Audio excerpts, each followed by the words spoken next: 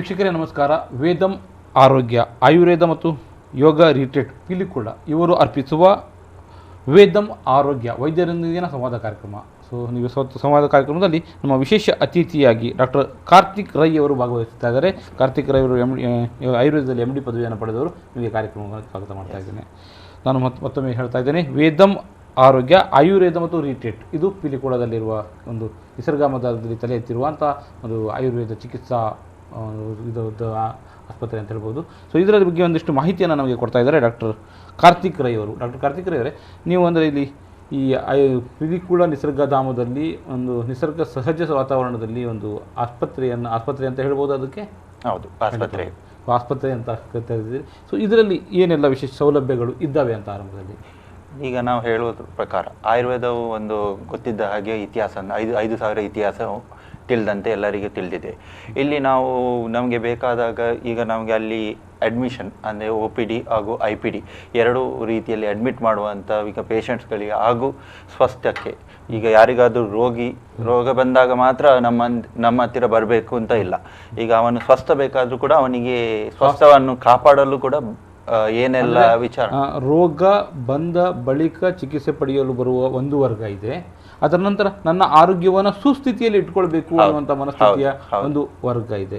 ಇವತ್ತಿನ ದಿನಮಾನದಲ್ಲಿ ಈ ವರ್ಗ ದೊಡ್ಡ ಪ್ರಮಾಣದಲ್ಲಿ ಬೆಳೀತಾ ಇದೆ. ಅಂದರೆ ನಾನು ರೋಗ ಬಂದ ಬಳಿಕ ಆಸ್ಪತ್ರೆಗೆ ಹೋಗೋದು ಅಥವಾ ಇದರಲ್ಲಿ ಬರೋದು, ಅದರ ಬಳಿಕ ಚಿಕಿತ್ಸೆ ಪಡೆಯೋದಕ್ಕಿಂತ ಏನು ರೋಗ ಬರ್ತಾ ಇದೆ ಅನ್ನೋದನ್ನು ಮೊದಲೇ ತಿಳ್ಕೊಂಡು ಅದಕ್ಕೆ ಪೂರ್ವ ಚಿಕಿತ್ಸೆಯನ್ನು ಮಾಡ್ಕೊಳ್ಳೋದು ಹೆಚ್ಚು ಜಾಣತನ ಅನಿಸ್ತಾ ಇದೆ. ಆ ಜಾಣರು ಅಲ್ಲಿಗೆ ಹೆಚ್ಚು ಬರಬೇಕು ಅಂತ ಈಗ ನಾವು ಹೇಳಿದಾಗೆ ಆಯುರ್ವೇದದಲ್ಲಿ ಸ್ವಸ್ಥಸ್ಯ ಸ್ವಾಸ್ಥ್ಯ ರಕ್ಷಣಂ.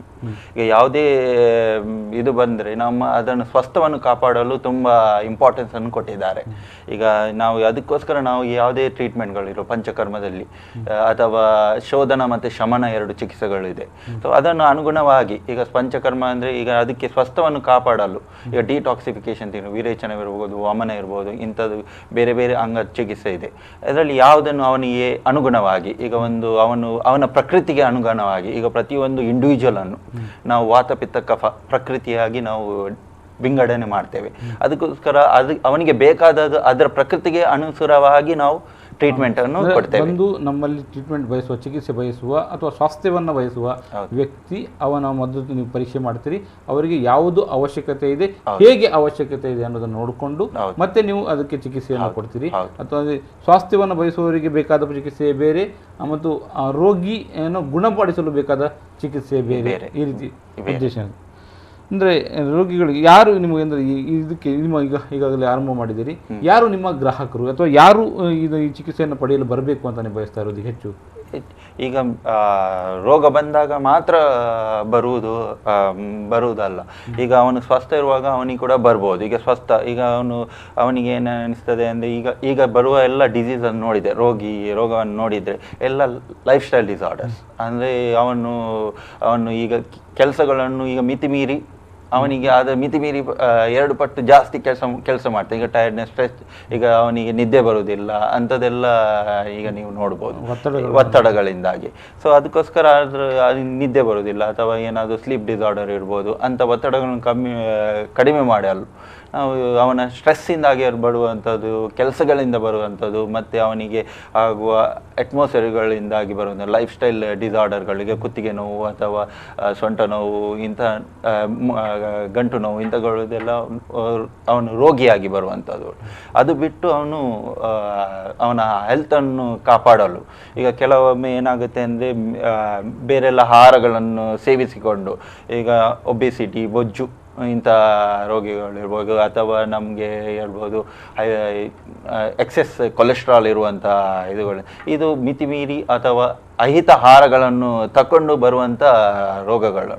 ಇದನ್ನು ನಾವು ಅದಕ್ಕೆ ಬೇಕಾಗುವಾಗಿ ಟ್ರೀಟ್ಮೆಂಟ್ಗಳನ್ನು ಈಗ ಪ್ರತಿಯೊಂದು ಇಂಡಿವಿಜುವಲನ್ನು ಅವನನ್ನು ನೋಡಿಕೊಂಡು ನಾವು ಪ್ರತಿಯೊಂದು ಅವನಿಗೆ ಆ ಡಿಸೀಸ್ಗಳಿಗೆ ಅನುಸಾರವಾಗಿ ನಾವು ಟ್ರೀಟ್ಮೆಂಟನ್ನು ಹೇಳ್ತಾ ಇರೋದು. ಜೀವನ ಶೈಲಿ, ಹೌದು, ನಮ್ಮ ಬದುಕು ಇದು ನಮ್ಮ ಸ್ವಾಸ್ಥ್ಯವನ್ನು ಕೂಡ ಹೇಳ್ತದೆ ನಾವು ಹೇಗೆ ಇದೆ ಅಂತ. ಸೊ ನಮ್ಮ ಜೀವನ ಶೈಲಿಯ ಆಧಾರದಿಂದ ಕೆಲವು ರೋಗಗಳನ್ನು ಅಥವಾ ಕೆಲವು ಸಮಸ್ಯೆಗಳನ್ನು ನಾವು ತಂದುಕೊಡ್ತೇವೆ ನಮ್ಮ ದೇಹಕ್ಕೆ, ಅದನ್ನು ನಿವಾರಣೆ ಮಾಡಿಕೊಳ್ಳುವ ದಿಸೆಯಲ್ಲಿ ನಮ್ಮ ಅಂದರೆ ಅದಕ್ಕೆ ಬೇಕಾದ ಚಿಕಿತ್ಸೆಯನ್ನು ನೀವಲ್ಲಿ ಕೊಡ್ತಾ ಇದ್ದೀರಿ. ಹಾಗೆ ನಮ್ಮ ಆಹಾರದ ಕ್ರಮಗಳಿಂದಾಗಿ ಕೂಡ ನಾವು ಕೆಲವು ರೋಗಗಳನ್ನು ತಂದುಕೊಡ್ತೇವೆ. ಸೊ ಅದಕ್ಕೂ ಕೂಡ ನೀವು ಅಲ್ಲಿ ಚಿಕಿತ್ಸೆ ಪ್ರತ್ಯೇಕವಾಗಿ ಕೊಡ್ತಾ ಇದ್ದೀರಿ. ಹೌದು, ನಾವು ಅಲ್ಲಿ ಖಾಲಿ ಡಿಸೀಸ್ಗೆ ಅಂತ ಅಲ್ಲ, ಅಲ್ಲಿ ಪಥ್ಯಗಳು ಯಾವ ಆಹಾರಗಳನ್ನು ತಗೊಳ್ಬೇಕು ಪ್ರತಿಯೊಂದು ರೋಗಕ್ಕೆ ಅದಕ್ಕೆ ಬೇಕಾಗಿ ನಾವು ಡಯಟ್ ಚಾರ್ಟ್ಗಳನ್ನು ಹೇಳ್ತೇವೆ. ಯಾವುದು ಆಹಾರ ತಗೊಂಡ್ರೆ ಯಾವುದು ನ್ಯೂಟ್ರಿಷನಲ್ ಫ್ಯಾಕ್ಟರ್ಸ್ ಯಾವುದು ಒಳ್ಳೇದಾಗುತ್ತೆ. ಈಗ ಪ್ರತಿಯೊಂದು ಎಲ್ಲದರಲ್ಲಿ ಪಥ್ಯ ಮತ್ತು ಅಪಥ್ಯ ಇದು ವೆರಿ ಇಂಪಾರ್ಟೆಂಟ್. ಎಲ್ಲ ಡಿಸೀಸ್ ಬರೋದು ಎಲ್ಲ ರೋಗ ಬರುವುದಕ್ಕೆ ಇದೊಂದು ತುಂಬ ಇಂಪಾರ್ಟೆಂಟ್. ಅದ್ರ ಮೇಲೆ ಅವನು ಕಾನ್ಸಂಟ್ರೇಟ್ ಮಾಡಬೇಕಾಗತ್ತೆ. ಸೊ ಅದಕ್ಕೆ ಅವನಿಗೆ ಯಾವುದು ಆಹಾರ ತಗೊಳ್ಬೇಕು, ಯಾವ ಆಹಾರವನ್ನು ತಗೊಳ್ಬಾರ್ದು, ಅದ್ರ ವಿಷಯಗಳನ್ನು ಸಂಪೂರ್ಣವಾಗಿ ಮಾಹಿತಿಯನ್ನು ಕೊಡ್ತೇವೆ. ಅದ ನಂತರ ನಾವು ಈಗ ಯೋಗ ಈಗ ಪ್ರತಿಯೊಂದು ಯೋಗ ಮಾಡೋದಂದ್ರೆ ಪ್ರತಿಯೊಂದು ರೋಗಕ್ಕೆ ಎಲ್ಲ ಯೋಗವನ್ನು ಮಾಡುವಾಗಿಲ್ಲ.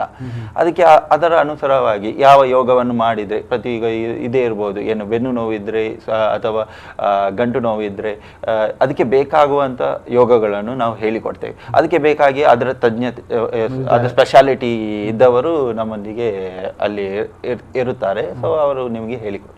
ಅಂದರೆ ನಮ್ಮ ಆಹಾರದ ಶೈಲಿ, ಅಂದರೆ ನಾವು ಇವತ್ತು ಏನು ಆಹಾರ ತೆಗೆದುಕೊಳ್ತೇವೆ ಅದರಿಂದ ನಮಗೆ ರೋಗ ಬರುವ ಸಾಧ್ಯತೆಗಳಿರ್ತವೆ. ಹಾಗಿರುವಾಗ ನಾವು ಯಾವ ಆಹಾರವನ್ನು ತೆಗೆದುಕೊಳ್ಬೇಕು, ಹೌದು, ಅಂದರೆ ಪಥ್ಯ ಅಂತ, ಹೌದು, ಯಾವ ಆಹಾರವನ್ನು ತೆಗೆದುಕೊಳ್ಬಾರ್ದು ಅಪಥ್ಯ, ಹೌದು. ಸೊ ಅದನ್ನು ನೀವು ಸ್ಪಷ್ಟವಾಗಿ ತಿಳಿಸಿಕೊಡ್ತೀರಿ.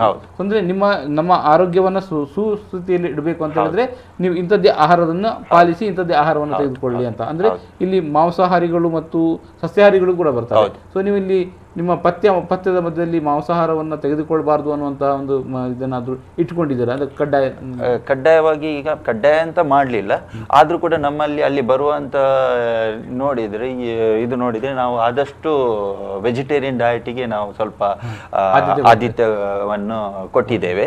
ಬಟ್ ಏನಾಗುತ್ತೆ ಅಂದರೆ ಈಗ ನಾವು ಹೇಳಿದರೆ ನಮ್ಮಲ್ಲಿ ಕೂಡ ಆಯುರ್ವೇದದಲ್ಲಿ ಖಾಲಿ ವೆಜಿಟೇರಿಯನ್ ಫುಡೇ ತಗೊಳ್ಬೇಕು ಅಂತ ಹೇಳಿಲ್ಲ.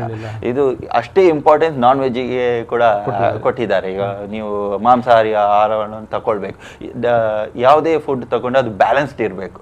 ಸೊ ಅದಕ್ಕೆ ಬ್ಯಾಲೆನ್ಸ್ ಅಂದ್ರೆ ನಮ್ಮ ಬಾಯಿ ರುಚಿಗೆ ಹೆಚ್ಚು ಆದ್ಯತೆ ಕೊಡದೆ, ಅಂದ್ರೆ ನಮ್ಮ ಆರೋಗ್ಯದ ವಿಶಿಷ್ಟ ದೃಷ್ಟಿಯಿಂದ ನಾವು ಆಹಾರವನ್ನು ಸೇವಿಸ್ತಾ ಇದ್ರೆ ಅದು ನಮಗೆ ನಮ್ಮ ಸ್ವಾಸ್ಥ್ಯ ಸ್ಥಿತಿಯಲ್ಲಿ ಇರ್ತದೆ.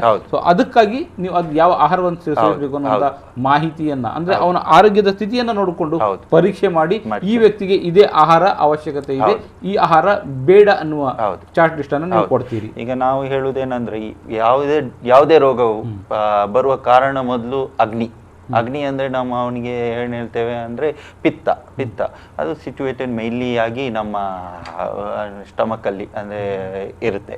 ಸೊ ಅದರಿಂದಾಗಿ ನಾವು ಅದಕ್ಕೆ ತುಂಬಾ ಇಂಪಾರ್ಟೆನ್ಸ್ ಕೊಡ್ತೇವೆ.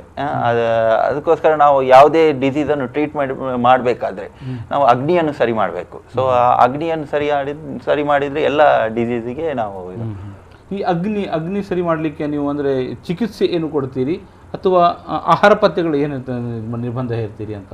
ಈಗ ಅಗ್ನಿಯಲ್ಲಿ ಈಗ ನಾವು ಯಾವ ರೀತಿ ಬರುತ್ತೆ, ಈಗ ಅಗ್ನಿಯಲ್ಲಿ ನಮಗೆ ಬೇರೆ ಬೇರೆ ರೀತಿಯಲ್ಲಿ ರೋಗಗಳು ಬರ್ಬೋದು. ಅಜೀರ್ಣ ಇರ್ಬೋದು ಅಥವಾ ಅವನಿಗೆ ತುಂಬ ಗ್ಯಾಸ್ ಟ್ರಬಲ್ ಇರ್ಬೋದು.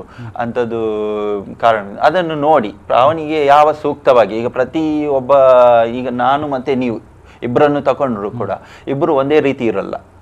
ಸೊ ಅದಕ್ಕೋಸ್ಕರ ನನಗೆ ಬೇಕಾದ ಆಹಾರವನ್ನು ಬೇರೆ ಚಾಟ್ ಇರುತ್ತೆ, ನಿಮಗೆ ಬೇಕಾಗಿ ಬೇರೆ ಚಾಟ್ ಇದೆ. ಒಂದೇ ಡಿಸೀಸ್ ಆದರೂ ಕೂಡ ಮನುಷ್ಯನಿಗೆ ಅನುಸಾರವಾಗಿ ಅವನ ಪ್ರಕೃತಿಯನ್ನು ಅಸೆಸ್ ಮಾಡಿ, ವಾತ ಅಥವಾ ಪಿತ್ತ ಅಥವಾ ಕಫ ಅಥವಾ ದ್ವಂದ್ವಜ ಪ್ರಕೃತಿ ಉಂಟಾ ಇದನ್ನು ನೋಡಿಕೊಂಡು ಅವನಿಗೆ ಬೇಕಾಗಿ ನಾವು ಆಹಾರವನ್ನು ನಾವು ಲಿಸ್ಟ್. ವೇದಂ ಆರೋಗ್ಯ ಅವರು ಆರಂಭಿಸಿರುವಂತಹ ಪಿಲಿಕುಳದಲ್ಲಿ ಆರಂಭಿಸಿರುವಂತಹ ಆಯುರ್ವೇದ ಮತ್ತು ಯೋಗ ರಿಟ್ರೀಟ್, ಇಲ್ಲಿ ಆಯುರ್ವೇದ ಮತ್ತು ಯೋಗ ರಿಟ್ರೀಟ್ ಅಂದರೆ ಎರಡು ಪ್ರತ್ಯೇಕ ಭಾಗಗಳನ್ನು ಗುರುತಿಸಿದೆ. ಹೇಗೆ ಇದು ಆಯುರ್ವೇದ ಏನು ಮಾಡ್ತದೆ, ಯೋಗ ರಿಟ್ರೀಟ್ ಏನು ಮಾಡ್ತಾ ಇದೆ ಇಲ್ಲಿ? ಈಗ ಏನಂದರೆ ಆಯುರ್ವೇದ ನಾನು ಹೇಳಿದಾಗೆ ಶೋಧನ ಮತ್ತು ಶಮನ ಚಿಕಿತ್ಸೆ. ಈಗ ನಾನು ಹೇಳಿದ್ದೇನೆ ಬೇರೆ ಬೇರೆ ಶೋಧನ ಅಂದರೆ ನಿಮಗೆ ಪ್ಯೂರಿಫಿಕೇಶನ್, ಡಿಟಾಕ್ಸಿಫಿಕೇಶನ್ ಅಂತ ನಾವು ಅಂದರೆ ಕರಿಬೋದು. ವೇರಾಸ್ ಶಮನ ಅಂದರೆ ಮದ್ದಿನಂತೆ ಕಷಾಯ ಅಥವಾ ಬೇರೆ ಪಂಚವಿಧ ಕಷಾಯ ಕಲ್ಪಗಳು, ಟ್ಯಾಬ್ಲೆಟ್ಸ್ ಇರ್ಬೋದು, ನಮ್ಮದೇ ರೀತಿಯಲ್ಲಿ ಸ್ವಾರಸಗಳು ಇಂಥದ್ದೆಲ್ಲ ಕೊಟ್ಟು ಅವನಿಗೆ ಟ್ರೀಟ್ಮೆಂಟ್ ಮಾಡುವಂಥದ್ದು, ಅಂದರೆ ಇಂಟರ್ನಲಿ ಕೊಡೋದು. ಸೊ ಅದರೊಟ್ಟಿಗೆ ನಾವು ಯೋಗವನ್ನು ಅಳವಡಿಸಿಕೊಂಡಿದ್ದೇವೆ. ಈಗ ನಮಗೆ ತಿಳಿದಂತೆ ಯೋಗವು ಒಂದು ವರ್ಲ್ಡಲ್ಲಿ ಅದಕ್ಕೆ ಬೇಕಾದ ತುಂಬ ಪ್ರಾಮುಖ್ಯತೆಯನ್ನು ಕೊಟ್ಟಿದ್ದಾರೆ. ಸೊ ಹಾಗೆ ನಾವು ಇದನ್ನು ಎರಡನ್ನು ಒಟ್ಟಿಗೆ ಇಂಟಗ್ರೇಟ್ ಮಾಡಿದ್ರೆ ತುಂಬಾ ಎಲ್ಲ ಚಿಕಿತ್ಸೆ ಸುಲಭವಾಗುತ್ತೆ ಹಾಗೂ ಅದಕ್ಕೆ ಬೇಕಾದ ಇನ್ನಷ್ಟು ಮುಂದೆ ಭವಿಷ್ಯದಲ್ಲಿ ಇನ್ನಷ್ಟು ಸಮಸ್ಯೆಗಳಿಗೆ ಇನ್ನಷ್ಟು ಸಮಸ್ಯೆಗಳು ಒಳಗಾಗದಂತೆ ಅವರನ್ನು ರಕ್ಷಿಸಿಕೊಳ್ಬಹುದು, ತಮ್ಮನ್ನು ತಾವು ರಕ್ಷಿಸಿಕೊಳ್ಬಹುದು. ಹೌದು. ಈ ಯೋಗದಲ್ಲಿ ಏನಲ್ಲ ಅಂದ್ರೆ ಯೋಗವನ್ನು ಹೇಳಿಕೊಡ್ಲಿಕ್ಕೆ ಪ್ರತ್ಯೇಕ ವಿಭಾಗ ಇದೆಯಾ ಅಲ್ಲಿ? ಒಂದು ಯಾವುದು ನಿಮ್ಮ ಪಿಲಿಕುಳದಲ್ಲಿರುವ ಆಯುರ್ವೇದ ಮತ್ತು ಯೋಗ ರಿಟ್ರೀಟ್ ಏನಿದೆ ಅದರಲ್ಲಿ ಯೋಗವನ್ನು ಹೇಳ್ಕೊಡ್ಲಿಕ್ಕೆ ಪ್ರತ್ಯೇಕ ವಿಭಾಗ ಇದೆ. ಇಲ್ಲಿ ಯಾವ ಸಮಯದಲ್ಲಿ ಯೋಗವನ್ನು ಹೇಳ್ಕೊಡ್ತೀರಿ ಮತ್ತು ಅದನ್ನು ಯಾರು ಹೇಳಿಕೊಡ್ತಾರೆ ಅಂತ? ನಮ್ಮಲ್ಲಿ ಯೋಗವನ್ನು ಪ್ರತ್ಯೇಕವಾಗಿ ಅದನ್ನು ಹೇಳಿಕೊಡ್ಲಿಕ್ಕೆ BNYS ಆಧಾರಿತವಾಗಿ ಒಬ್ಬರು ಡಾಕ್ಟರ್ ಇದ್ದಾರೆ. ಹಾಗೂ ಅಲ್ಲಿಗೆ ಬೇರೆನೆ ಯೋಗ ಹಾಲ್ ಅಂತ ನಾವು ಒಂದು ಸೆಂಟರ್ ಅನ್ನು ಓಪನ್ ಮಾಡಿದ್ದೇವೆ. ಅದರಲ್ಲಿ ಬೇರೆ ಬೇರೆ ತರ ನಾವು ಒಂದು ಯೋಚನೆಯಲ್ಲಿದೆ. ಹೇಗಂದ್ರೆ ನಾವು ಈಗ ಪ್ರತ್ಯೇಕವಾಗಿ ಒಬ್ಬ ರೋಗಿ ಬಂದ್ರೆ ಅವನಿಗೆ ಬೇಕಾಗಿ ಅವನಿಗೆ ಯಾವುದೇ ಯೋಗ ಸೂಕ್ತ ಎಂದು ಅವರು ಯಾವುದು ಸೂಕ್ತ ಎಂದು ಅವನಿಗೆ ಬೇಕಾಗಿ ತಿಳಿಸಿಕೊಡಲಾಗುವುದು. ಮತ್ತೆ ಪ್ರತಿಯಾಗಿ ಇಂಡಿವಿಜುವಲ್ ಅವನಿಗೆ ಕಾನ್ಸಂಟ್ರೇಷನ್ ಕೊಡ್ತಾರೆ. ಹಾಗೂ ನಾವು ಮತ್ತೊಂದು ಏನು ಮಾಡ್ತಿದ್ದೇವೆ ಅಂದರೆ ಅಲ್ಲಿ ಸುತ್ತಮುತ್ತಲಿನ ಜನರಿಗೆ ಬೇಕಾದರೂ ಕೂಡ ಯೋಗವನ್ನು ಅವರಿಗೆ ಬೇಕಾದರೆ ಬಂದು ಕಲಿಬೋದು ಅಂದರೆ ಅವರ ಸರಿಯಾಗಿ ರೀತಿಯಲ್ಲಿ ಸರಿಯಾಗಿ ಕೊಡಲು ಒಬ್ಬರು ತಜ್ಞರಿದ್ದಾರೆ. ಸೊ ಹಾಗೆ ನಾವು ಅದರ ಉಪಯೋಗವನ್ನು ಅವರು ಅಲ್ಲಿದ್ದ ಸುತ್ತಮುತ್ತ ಜನರು ಕೂಡ ಪಿಲಿಕುಳದಲ್ಲಿರುವ ವೇದಂ ಆರೋಗ್ಯ ಆಯುರ್ವೇದ ಯೋಗ ರಿಟ್ರೀಟ್ ಅಂತನಿದೆ. ಆ ರಿಟ್ರೀಟ್ನಲ್ಲಿ ಯೋಗದ ವಿಶೇಷ ಕಾಳಜಿಯನ್ನು ವಹಿಸಿಕೊಳ್ಳಲಾಗಿದೆ. ಯೋಗವನ್ನು ರೋಗಿಗಳಿಗೆ ಯಾವ ಯೋಗ ಮಾಡಬೇಕು, ಹೇಗೆ ಮಾಡಬೇಕು ಮತ್ತು ಅದನ್ನು ಆರೋಗ್ಯವನ್ನು ಹೇಗೆ ಕಾಪಾಡಬೇಕು ಅಂದರೆ ರೋಗಿಗಳಿಗೆ ಹೇಳಿಕೊಡುವ ಒಂದು ವಿಭಾಗ ಇದೆ. ಅದರ ಜೊತೆಯಲ್ಲಿ ಸಾಮೂಹಿಕವಾಗಿ ಅಂದರೆ ಸ್ವಸ್ಥವನ್ನು ತಮ್ಮ ಆರೋಗ್ಯವನ್ನು ಸುಸ್ಥಿತಿಯಲ್ಲಿಡಲಿಕ್ಕೆ ಸಾಮೂಹಿಕವಾಗಿ ಯಾರಾದರೂ ಬಂದರೆ ಅವರಿಗೂ ಹೇಳಿಕೊಡಲಿಕ್ಕೆ ಒಂದು ವಿಭಾಗ ಇದೆ ಅಂತ ಡಾಕ್ಟರ್ ಕಾರ್ತಿಕ್ ರೈ ಅವರು ಹೇಳ್ತಿದ್ದಾರೆ. ಈ ವಿಷಯದಲ್ಲಿ ಅಥವಾ ಪಿಲಿಕುಳದಲ್ಲಿರುವ ವೇದಂ ಆರೋಗ್ಯ ಆಯುರ್ವೇದ ಮತ್ತು ರಿಟ್ರೀಟ್ ಏನಿದೆ ಯೋಗ ರಿಟ್ರೀಟ್ ಈ ವಿಷಯ ಈ ಆಸ್ಪತ್ರೆಯ ಬಗ್ಗೆ ಇನ್ನಷ್ಟು ಮಾಹಿತಿಯನ್ನು ನಾವು ಪಡ್ಕೊಳ್ಬೇಕಾಗಿದೆ. ಅದಕ್ಕಿಂತ ಮೊದಲು ಸಣ್ಣ ವಿರಾಮ.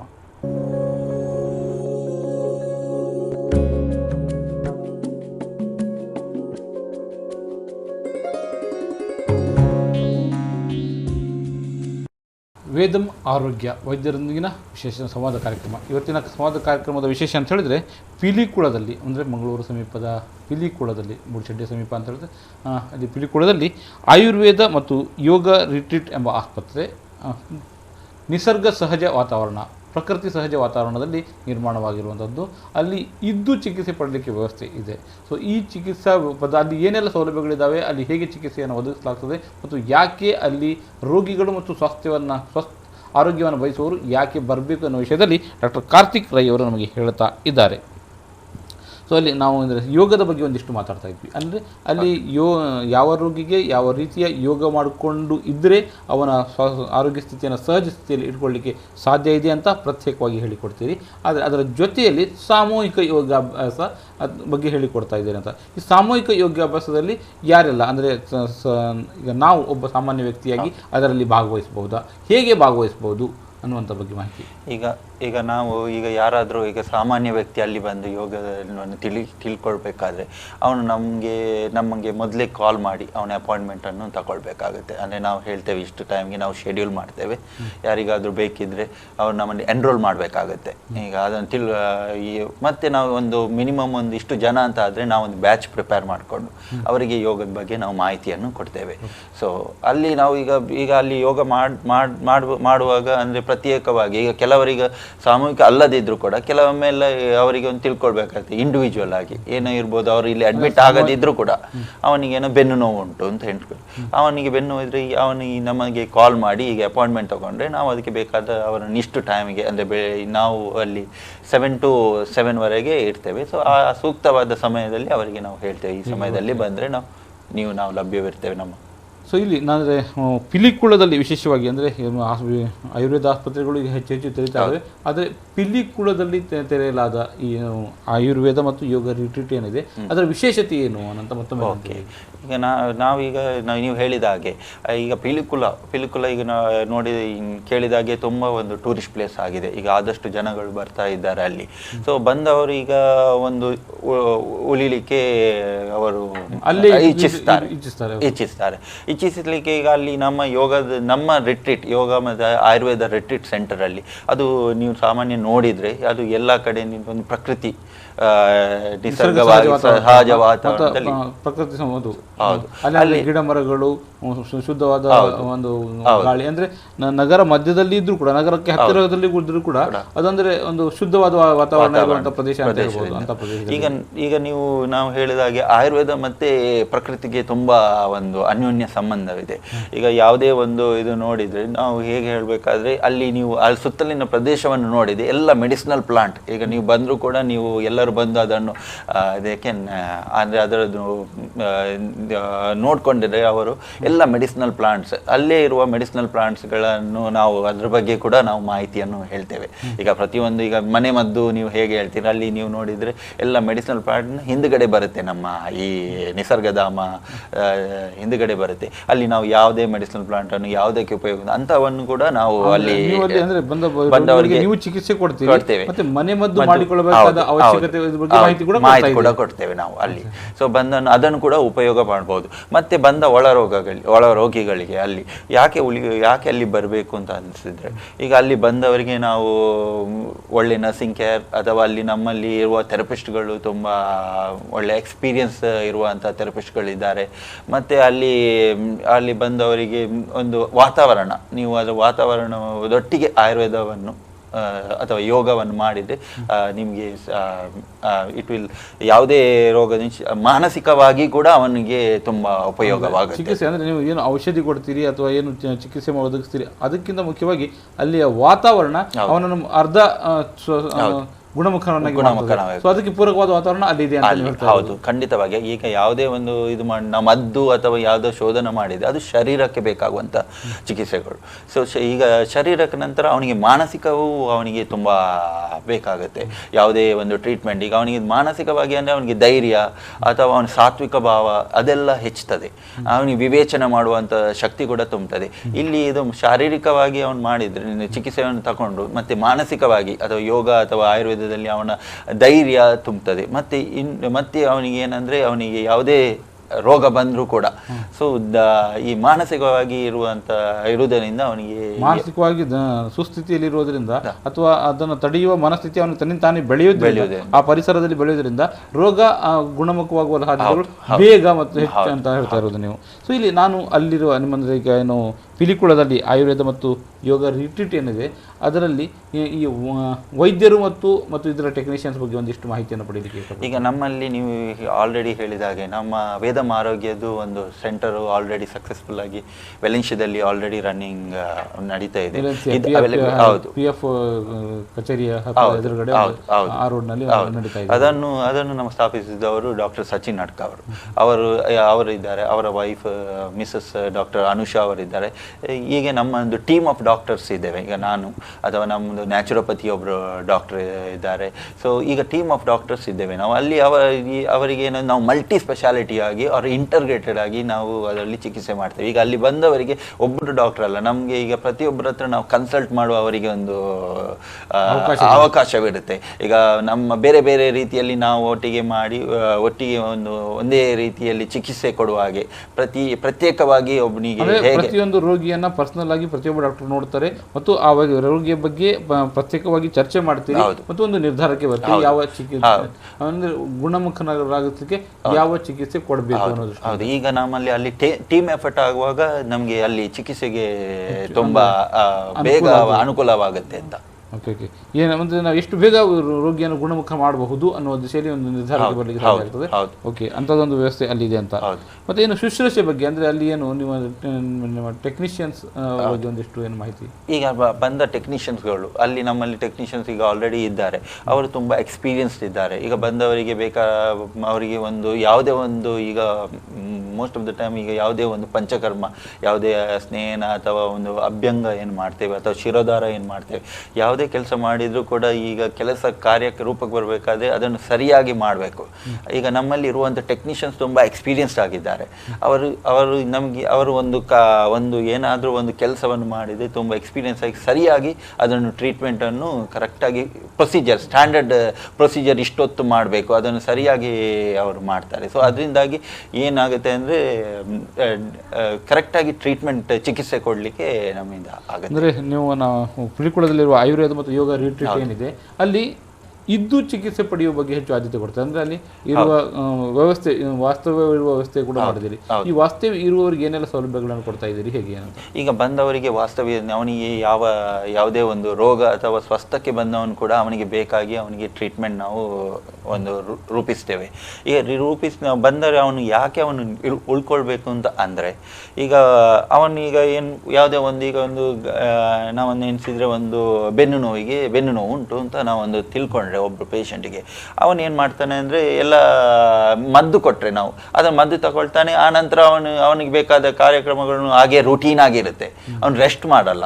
ಈಗ ಯಾವುದೇ ಬೆನ್ನು ನೋವು ಇದ್ದರೆ ಯಾವುದೇ ಇರಲಿ, important should be N rest.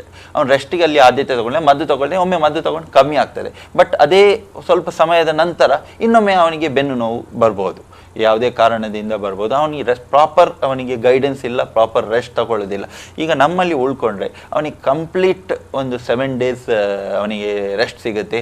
ಹಾಗೂ ಅವನಿಗೇನು ಶಾರೀರಿಕ ಹೇಗೂ ಚಿಕಿತ್ಸೆಯನ್ನು ಕೊಡ್ತೇವೆ, ಅದರೊಟ್ಟಿಗೆ ನಾವು ಮಾನಸಿಕ ಚಿಕಿತ್ಸೆಗಳು, ಮಾನಸಿಕಕ್ಕೆ ಅಥವಾ ಪಥ್ಯಹಾರಗಳನ್ನು ನಾವು ಸೇವಿಸಿದ್ರೆ ಅವನಿಗೆ ಅಲ್ಲೇ ಮಾಡಿಕೊಡ್ತೇವೆ. ಸೊ ಏನಾಗುತ್ತೆ ಅಂದರೆ ಮನೆಗೆ ಹೋಗಿ ಅವನು ನಾವು ಹೇಳಿಕೊಟ್ಟ ಆಹಾರಗಳನ್ನು ಅಥವಾ ನಾವು ಮಾಡುವ ವಿಧಾನಗಳನ್ನು ಕೂಡ ಹೇಳ್ತೇವೆ. ಆಯುರ್ವೇದದಲ್ಲಿ ಪಥ್ಯಹಾರ ಬಗ್ಗೆ ಕೂಡ ಹೇಳ್ತಾರೆ.